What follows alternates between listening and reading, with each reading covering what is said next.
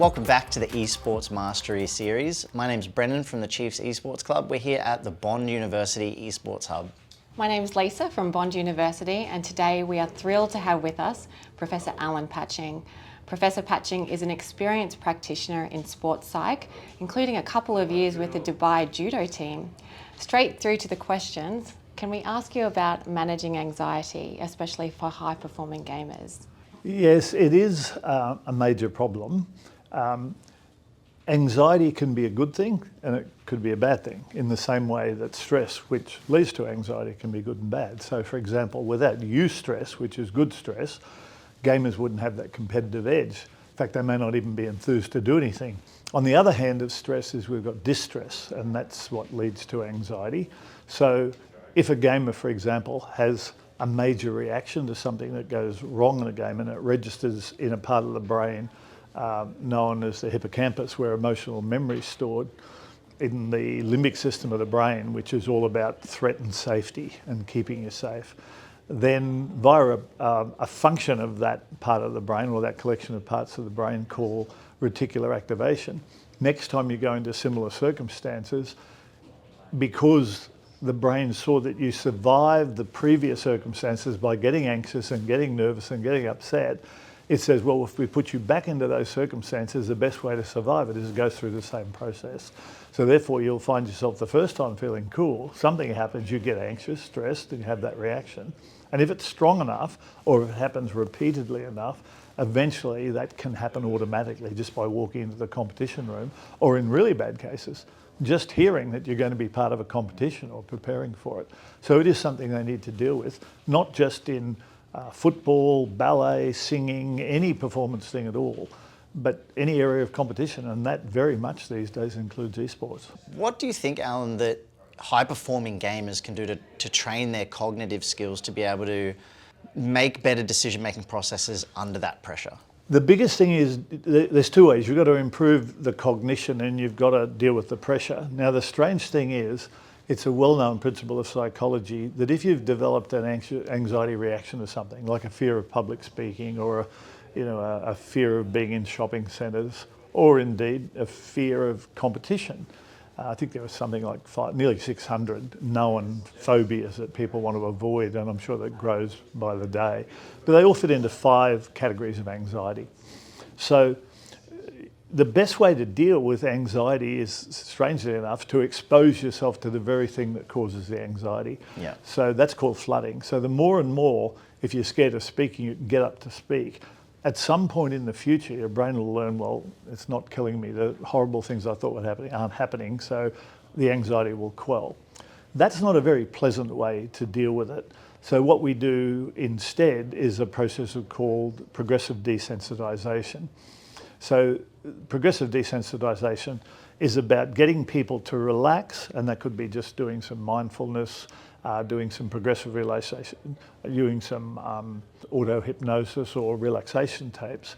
And then when you're relaxed in that state, you imagine yourself doing the first of, say, a 10-stage process of getting to play your esports game. Yeah. So the first one might be learning about a competition. You say, that's great. And the next minute, oh God, I've had an anxiety reaction.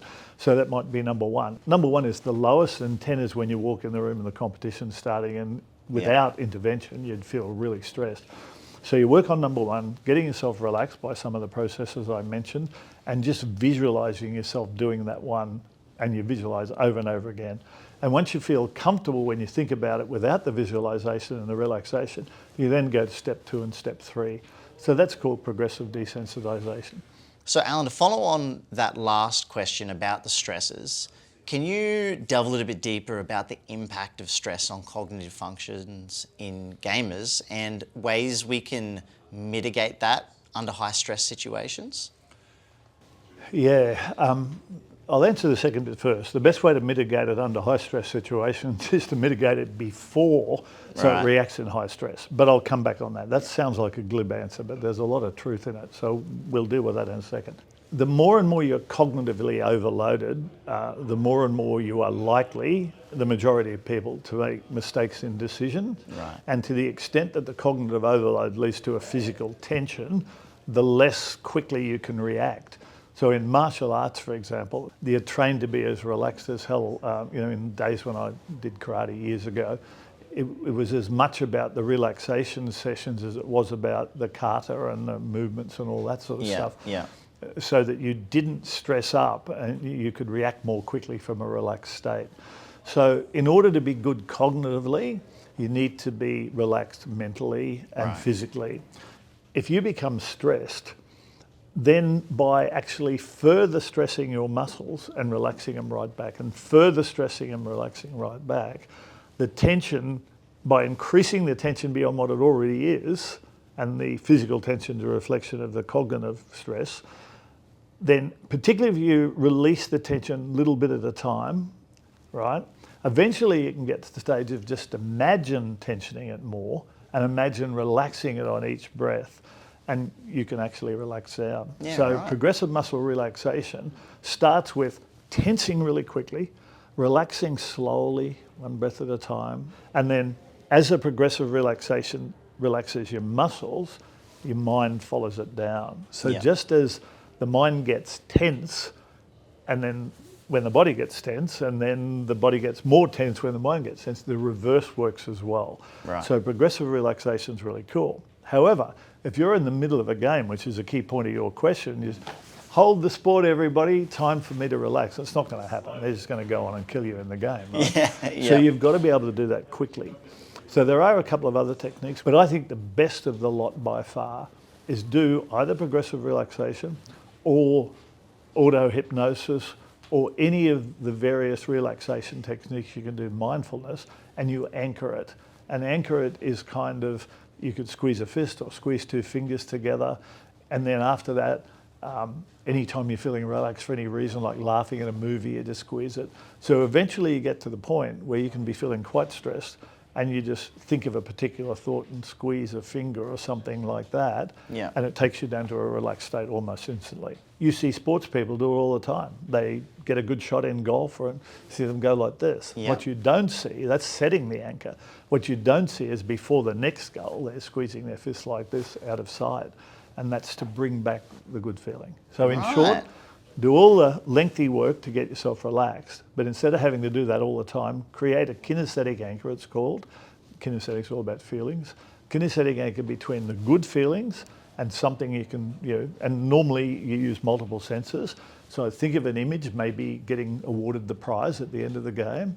And I think of a sound, it might be a piece of music you play in your head, and you do a physical thing. And when you fire those things off, it just automatically brings you down. It takes practice, but it works. And there's not a sports person on the planet who doesn't do it. And it'll work for esports as well. Long-winded answer, but you're asking for a psychology book in 5 minutes. No, that's all right. I hope none of our competitors are watching this, but I hope my teams are. I guess also for our gamers, what strategies can they use to increase their focus and concentration, especially for long gaming sessions? I think it's probably that question leads to an application of what we've just talked about. So you're able to focus better when you are very relaxed. So the question becomes, how focused do you want to be, and what do you need to focus on? So do you want super hyper micro selective focus, or do you want broad, or do you want both? So the first question is, what do you want to be able to focus on well? And you've got to practice like hell on that. I would recommend that you sit down and do some intense focusing for 2 or 3 minutes, or even start at 1, then walk away for a minute and come back and do it again and extend it to 1.5. And you just slowly build up till you can comfortably focus at the level of intensity that you want to focus for the length of the game you need to focus for. So if that's 15 minutes, don't try to think you can do it with 15 minutes straight off. You will do it, but you'll be tired and you won't be effective. It's far better off to start at a half minute and take a break, go and do it a minute, and build up until you can comfortably, repeatedly, and then the next time you might start at 5 minutes instead of a minute and build up to 10 and 15. But it's about training your brain. And once you get it trained physically, all you got to do is think about doing that after that, and it'll bring back that neural connection pathway that gives you that sense of dedication and focus. To dig a bit deeper into these cognitive skills, how can visualization and mental rehearsal benefit gamers in-game, but also how can they practically implement these, again, under high-pressure situations? I was involved with the Sydney Olympics, so you're talking about top-level gamers, but you're also talking about people who want to be top-level gamers, which is just about any gamer, right? Yeah. So let's take the example of some top-level people as a metaphor for them. There was a guy that most of your watchers probably won't know, but his name was Carl Lewis. Carl Lewis won 4 gold medals at the 1984 Los Angeles Olympic Games, 100 metres, 200 metres, long jump and relay. And he came out for one of the big events we had at Sydney when we surveyed the 100 metre strip. It was just on dirt. And I got to talk with him and his lawyer while we were having a bite to eat after. And I spoke to a lot of the Olympics because I was interested in this sort of stuff.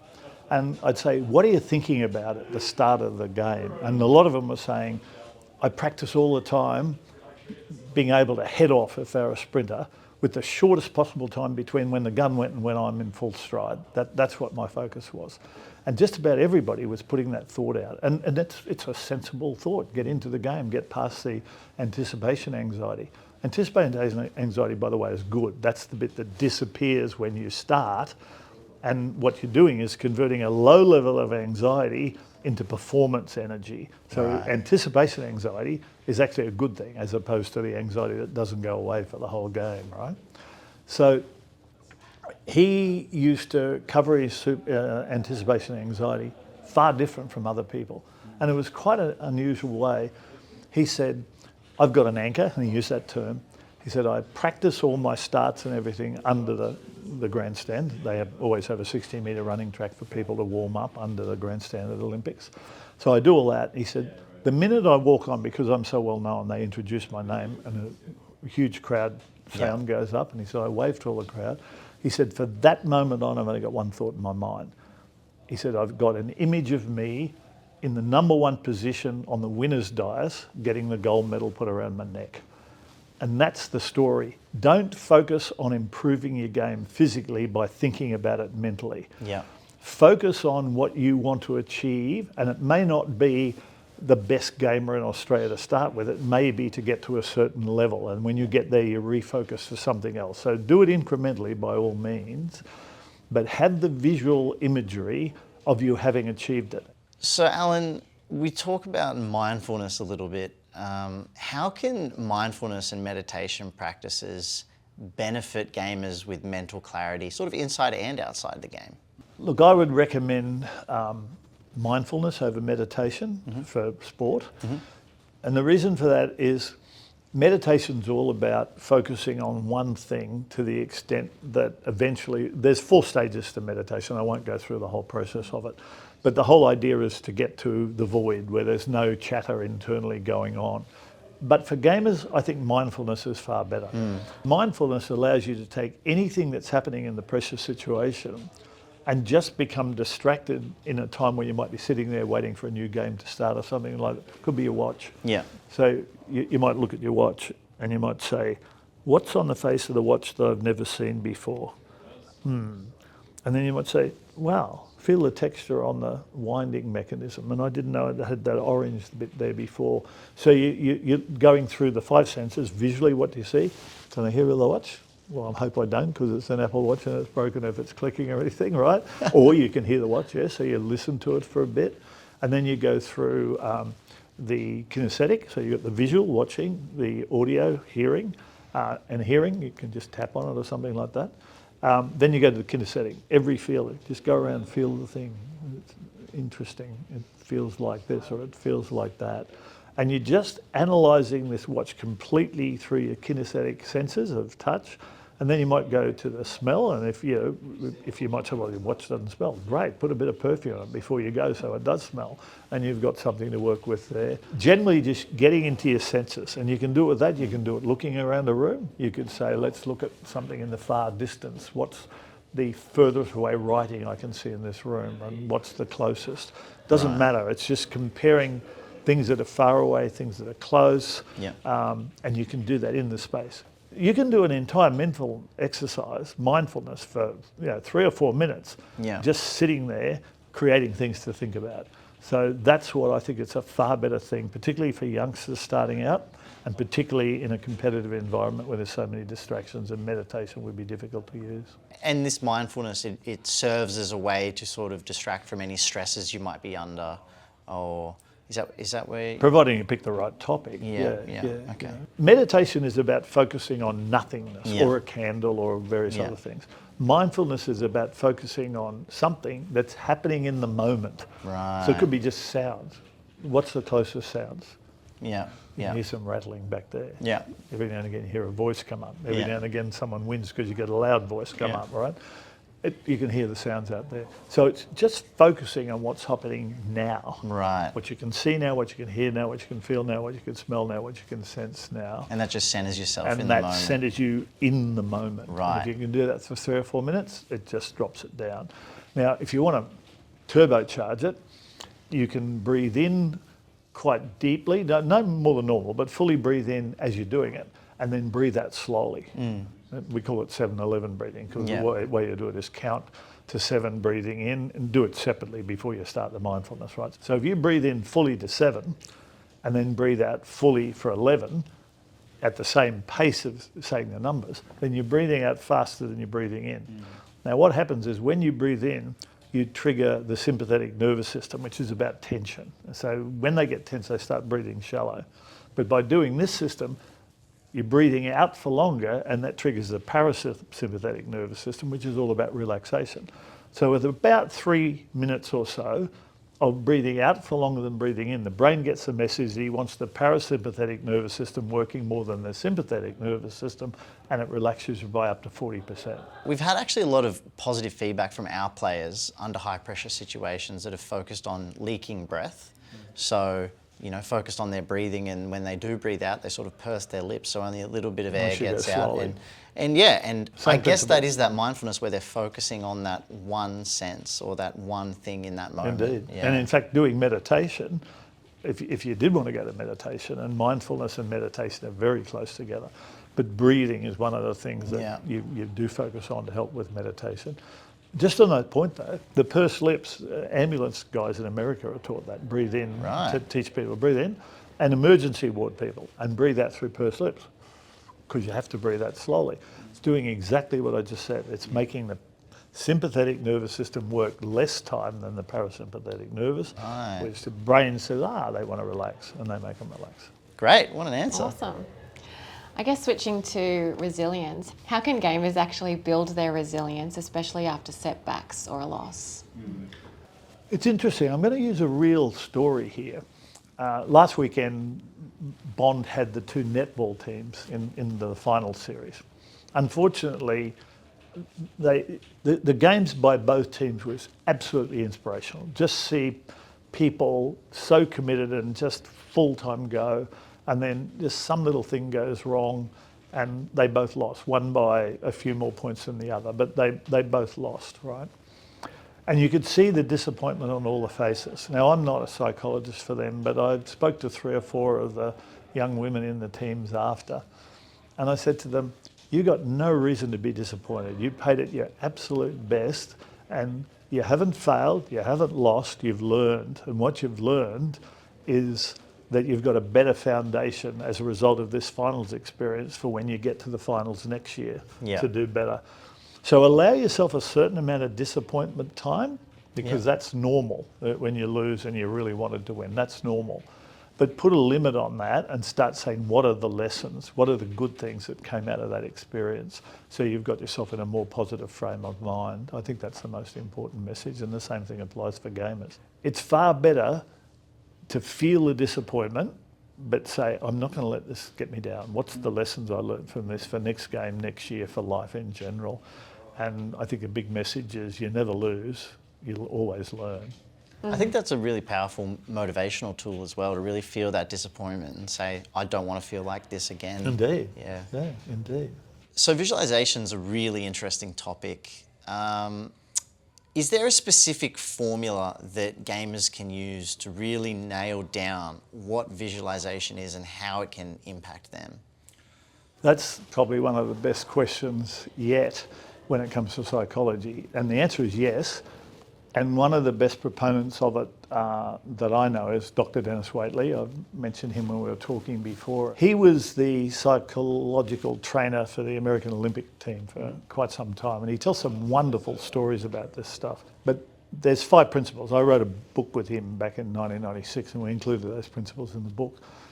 If you want to train mentally effectively, you've got to follow these 5 principles. The first thing is it has to be personal. It's called the 5 Ps. Has to be personal. By that, it's no good me imagining some superstar in the sport and just thinking about them. It's got to be you to get the most powerful stuff. You could look at them 10 or 12 times on a video or something to see what they're doing, and then bring that into your visualization, but your visualization becomes powerful you when you see you doing those things. So second, it's got to be present tense. It can't be, in the next thing I'm going to this, and then I'm going to this, and I will do this, and I will do that, etc. It's got to be present tense. So it's I am doing this. And you've got to see yourself, and you've got to absolutely believe it's happening now as you create it in your mind. By the way, all this works on the principle that the mind can't tell the big difference between reality and vividly imagined things. So if you vividly imagine something in these 5 principles, these 5 Ps, then that can even overwrite bad stuff from the past. And that's one of the principles we use in hypnotherapy and things like that. So it's very, very well proven things. So we've got the personal, we've got what was the second? Present tense, yeah. So the next one is it needs to be powerful. Yeah. So we've got 5 senses. You need to imagine each of those senses and how they're affected by that visualization. So for example, if you're visualizing being in the room, you might see everything you can see. You're imagining it. It's not the future, I'm seeing it now. You might hear all the noises of the other gamers and the machines and whatever's going on in your ears, right, of the actual software or whatever. You might even have a smell in the room if it's a fresh air conditioning smell, or if there's some spray deodorant or something around the place. But also taste, if you're kind of having a sweet or something to just keep your energy up or whatever. Just imagine what you're doing as if it's happening now. And then all of those sensory experiences have to be part of that visualization. Right. Next thing, it has to be possible. So if you're just starting out and you've got one of your A-grade players who's an absolute gun worldwide, you can look up to that person and say, I'd really like to be like him one day. But in your visualization, you're probably better off setting yourself goals along the way. I'm going to be like that dude, but this is how I'm going to get there. And you might go 1 or 2 steps up in your visualization. And this athletic visualization happens all the time. Ballet dancers do it, performers do it. It's well known. So we've got present tense, we've got personal, we've got powerful, we've got possible, and the other one is positive, the last. It's no good thinking in the reverse of positive, which is negative. That's like, I don't want to be slow. Yeah. I don't want to be behind the guy next door. I don't want to lose. I don't want to lose. Yeah. So the more you focus on the negative, the more you attract it. Can you describe to us the importance of a balanced lifestyle? If we look at it holistically, what is, the importance of sleep and nutrition, but especially sleep when it comes to performance in gaming and cognitive function? Look, there's no doubt a balanced lifestyle is really important, but balance is different for different people. But basically, you've got to look at the key principles, which is your work life, your spiritual life, your physical life, your nutritional life, all those sort of things. So we won't go into that. You mentioned sleep in particular. I think that's a big challenge for gamers because sleep's controlled by 3 factors. One of them is a little part of the brain about the size of a pea called the SCN, or suprachiasmatic nucleus. And it's like a light emitting or sensing diode, right? And the way it works is as the lights go down and you turn the lights out, it goes, person wants to sleep. And it communicates with another part of the brain about pea size called the pineal gland, or the pineal gland, depending on which school you went to. And it controls melatonin release. And it releases melatonin, and melatonin gets you to drift off to sleep, all right? And the other one's sleep pressure. Right. So sleep pressure is a thing that if you beat the system by taking, medical drugs or Caffeine taking too many or- caffeine and all that sort of stuff, you'll be able to beat the system for a while. But eventually the body's need for survival, depending somewhat on sleep, will build up this thing called sleep pressure, and you'll just go to sleep. So sleep pressure is a big one. That's not going to affect gamers so much, except it's probably not going to be good for your score if your sleep pressure knocks you out in the middle of a game, obviously. So where's the problem with sleep with gamers? Because they're looking at screens, the really keen ones, right up to the point they go to bed. Now, they may have trained themselves to go to sleep anyway, but if they're suffering sensitivity in the SCN, which is not going to release, they need to do something to allow the SCN to close down, particularly if they're watching blue screen light, and most of it is. Now, these days you can get an orange screen on computers, but I'm not sure how that would affect gamers. I don't know enough about the game, but you'd certainly go to that mode. Better still, take a break, just clear your mind of it. That's the time to do some mindfulness. Don't drink any stimulating drinks. Don't go straight to bed. Just take a break, let yourself feel a bit tired, and then go to bed. But put a gap between your screen time, bright screen time, and when you go to bed, and don't have all the lights on the house up, have dull light. You need to let that little bit of your brain, the suprachiasmatic nucleus, know time to send some melatonin around this body to put me to sleep. How long would you recommend between getting off the screens, or even, there's a lot of research around blue light filters, and you can get blue light filters in glasses now. Indeed, you can. Would you recommend a certain time where you start to dial back, and then what break would you give completely from screens until you go to bed? The immediate answer is that it's going to be different for different people. It's going to depend on their lifestyle and all that sort of stuff. A lot of people say, always fall asleep immediately, but if you analyse that, it could well be because they're pushing themselves too hard, and that's not going to help them in game performance either, right? So the answer that comes to mind for me is I think you probably need between 20 minutes and 40 minutes, maybe half an hour as an average, where you're away from that blue light or any bright light at all before you hit the sag. Okay, awesome. Yeah, fantastic. Professor Alan Patching, thank you so much for your time today. Your insights and advice have been invaluable to our community. Thank you. Happy to help. Thanks very much for having me. Thanks so much for coming, Alan.